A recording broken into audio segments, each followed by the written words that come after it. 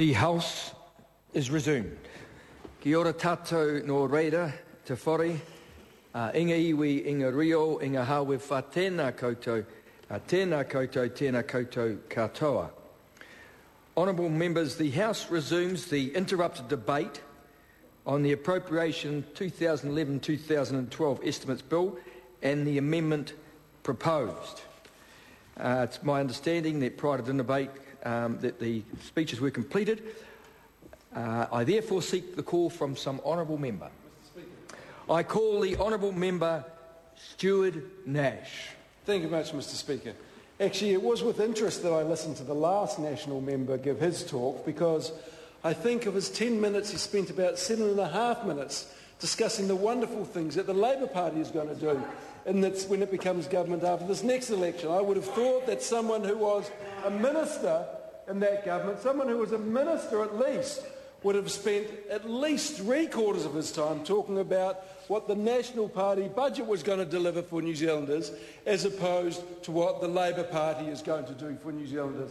But no, he only spent about 2.5 minutes on the budget and about 7.5 minutes on our manifesto. I am pleased that it has gripped him. I am pleased that he sees the wisdom of it, and we will just reinforce his message that in fact the things that the Labour Party, that a Labour government are going to deliver will in fact benefit all New Zealanders, just not the very, very few at the top.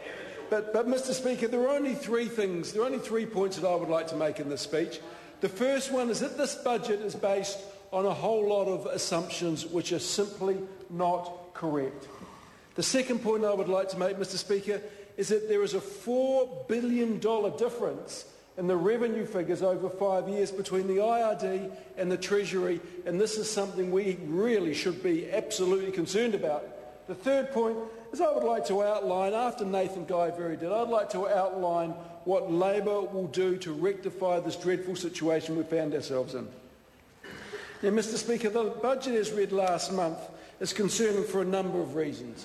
You know, we've heard about cuts to KiwiSaver, cuts to working for families, are just two examples where the government has yet again taken money from those who can least afford it. For example, in the Hawke's Bay region, working for families contributes around about $120 million a year to the local economy.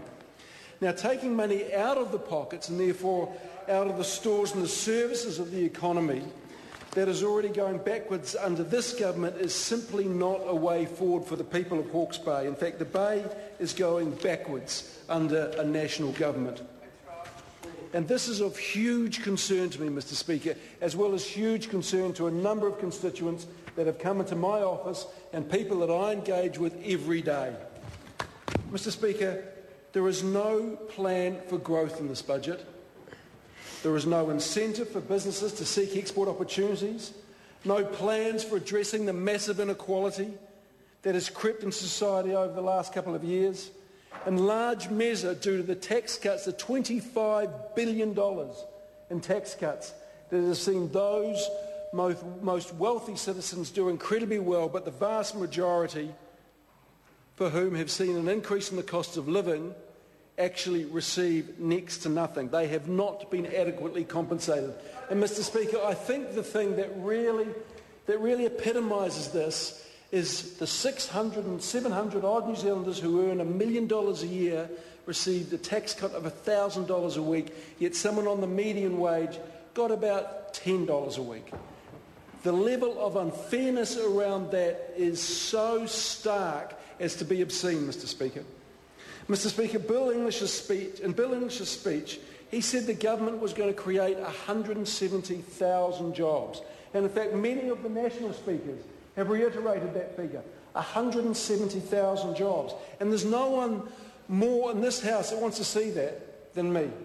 I would love to know, I would love to see 170,000 jobs created. But Mr. Speaker, when the Finance Minister was questioned, where are these jobs going to come from? He had no answer. He simply had no answer. And then he said, well, there's been a commodity boom. There's been a commodity boom. I think that'll create jobs. Well, let me give one example. In the forestry sector, Mr. Speaker, international log prices have boomed. It has been great for forest owners, but it has caused amazing, immeasurable concern for our local processors, And the Minister of Forestry is well aware of this, because what is happening, Mr. Speaker, is that domestic industry simply can't afford to purchase logs at an export parity price. So instead of jobs being created in the forestry sector, jobs are being lost.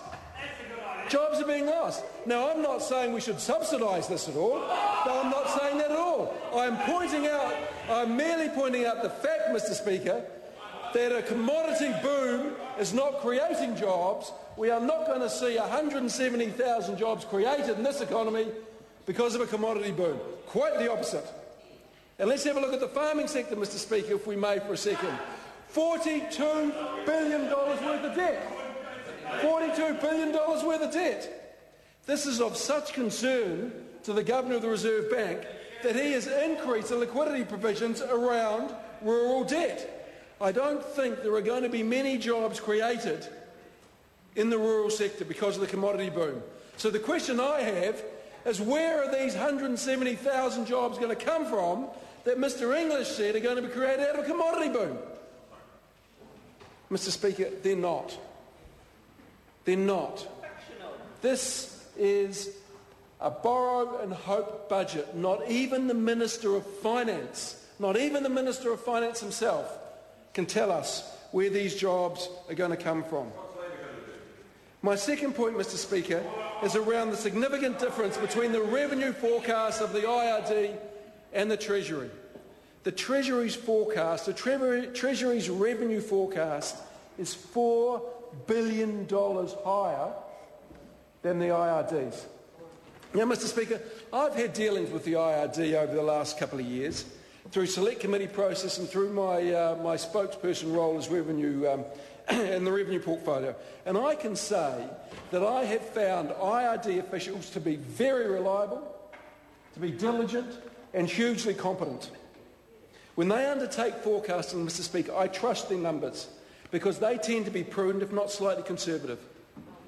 We are talking about the government's tax collector here, a department that has spent literally millions of dollars over the last couple of years on new systems, and a department that understands tax and revenue because that is their role.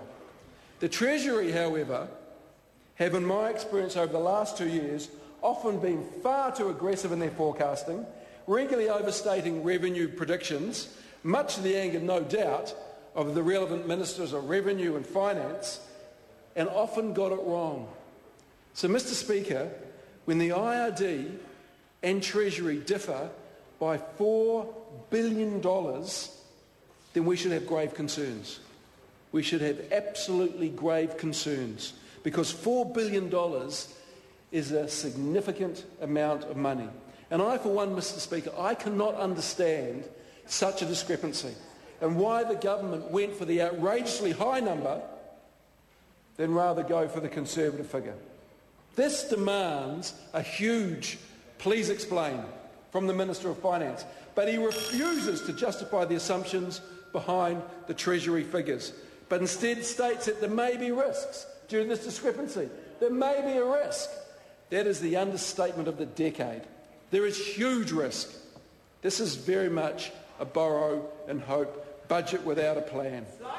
If this was a business plan presented to a board, it would receive a fail mark and be thrown back at the CEO and told, sort this out, it's not good enough. And I suspect if the people of New Zealand are that governance board, they're going to say the very same thing to Mr. English on the 26th of November. Mr. Speaker, my third point is that Labor has a plan. Labor does have a plan for growth, for business growth and for social well-being. And it does not include selling state assets. That is not a plan for economic growth.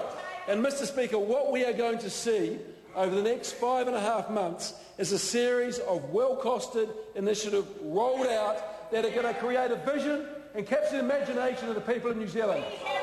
They are not going to be negative policies. It's not going to be selling state assets. It's not going to be cutting KiwiSaver. And it's not going to be taking money out of the pockets of those who can least afford it. Mr. Speaker, There are really 3 points I've made in this speech and 3 points I'd like people to take out of it. One, this budget was based on assumptions that cannot be quantified. And the number one is that there are going to be 170,000 jobs created. We have seen absolutely no plan for where those jobs are going to come from.